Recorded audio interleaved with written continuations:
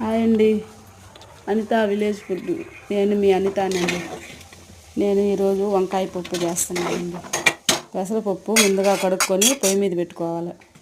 పెట్టుకున్న తర్వాత వంకాయలు కట్ చేసుకొని ఉప్పు వేసుకొని నీళ్ళలో వేసుకోవాలండి. వంకాయలు, పచ్చిమిరపకాయలు, టమోటాలు, ఎర్రగడ్డ కోసుకొని పప్పులో వేసుకోవాలండి. తర్వాత చింతపండు, వంకాయ బాగా ఉడికిన తర్వాత చింతపండు కడిగి మితంగా చూసుకోండి. చింతపండు కడిగి పప్పులో వేసుకోవాలి. బాగా చిదురుగా ఉడికిన తర్వాత తీసుకొని గ్యాస్ మీద ఇంకో వేరే గిన్నె పెట్టుకొని తిరగమాతకి నూనె పోసుకుందామండి. పప్పు ఎన్నిచ్చేసుకున్నాం.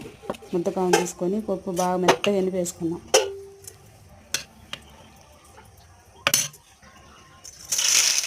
ఉప్పు చూసుకొని సరిపడంత ఉప్పు వేసుకోండి. ముందుగల్లా మనం పప్పు ఉడికేటప్పుడే కొంచెం ఉప్పు వేసుకుంటాం కదా. తిరగమాత పెట్టి వేసుకొని బాగా వేసిన తర్వాత పప్పు పోసేసుకుని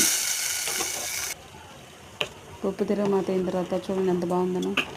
వంకాయ తిన్నోళ్ళు కూడా పప్పు తింటారు, వంకాయ తింటారండి, పప్పు తింటారు. బాగుంటుంది, చాలా బాగుంటుందండి. ఒకసారి ట్రై చేసి చూడండి, చాలా చాలా బాగుంటుంది. లైక్ చేసి సబ్స్క్రైబ్ చేసుకోండి.